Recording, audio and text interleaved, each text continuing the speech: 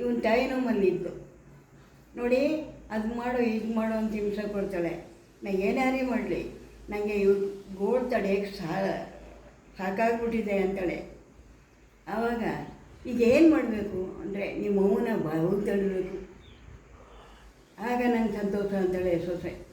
ಹೌದಾ, ನಮ್ಮವ್ವನ ಹಾಗಾದರೆ ನಿಮ್ಮವ್ವ ನಮ್ಮವ್ವ ಒಟ್ಟಿಗೆ ಮನೆ ಕತ್ತಾರಲ್ಲ, ಯಾರು ಅಂತ ನಂಗೆ ಗೊತ್ತಾದ್ದು.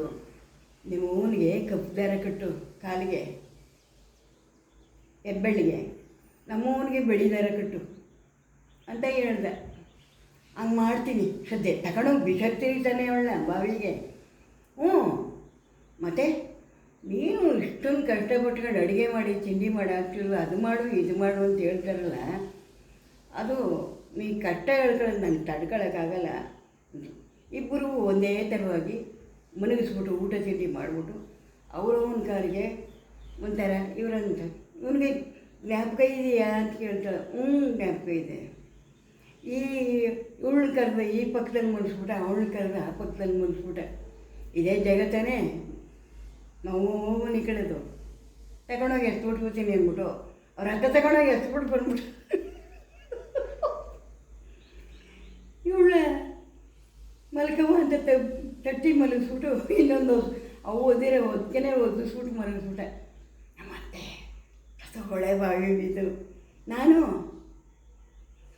ನಮ್ಮ ಅವ್ವ ಸೇವೆ ಚೆನ್ನಾಗಿ ಮಾಡ್ಬೋದು, ಎಷ್ಟಾದರೂ ನಾನು ತಾಯಿದ್ದೇನೆ ಅಂತು ಮುಖದ ಮುಸು ತೆಗೆದು ಬಿಡ್ತಾಳೆ.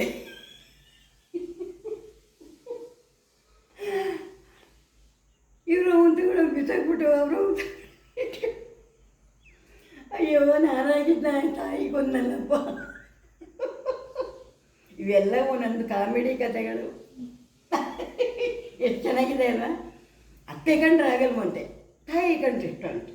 ಇವಳಿಗೇನು ತಾಯಿ ಕಂಡ್ರೆ ಇಷ್ಟ, ಅವನಿಗೂ ತಾಯಿ ಕಂಡ್ರೆ ಇಷ್ಟ. ಇಬ್ಬರು ತಾಯಿ ಒಂದೇ ಅಲ್ವಾ? ಅದನ್ನು ತಿಳ್ಕೊಂಡು ಅತ್ತೆ ಸೇವನೆ ಮಾಡ್ತಿದ್ದು ನಮ್ಮ ತಾಯಿ. ತಾಯಿ ಬಂದರೆ ತಾಯಿನ ಅವ್ರ ಜೊತೆಲಿ ಕೂರಿಸಿ ಊಟಕ್ಕೂ ಇಟ್ಟಿದ್ವು. ಅಣ್ಣ ತಮ್ಮಿದ್ರು, ಅಕ್ಕ ತಂಗಿರಿದ್ದಂಗಿದ್ರು ಆವಾಗ, ಬೀಗರು.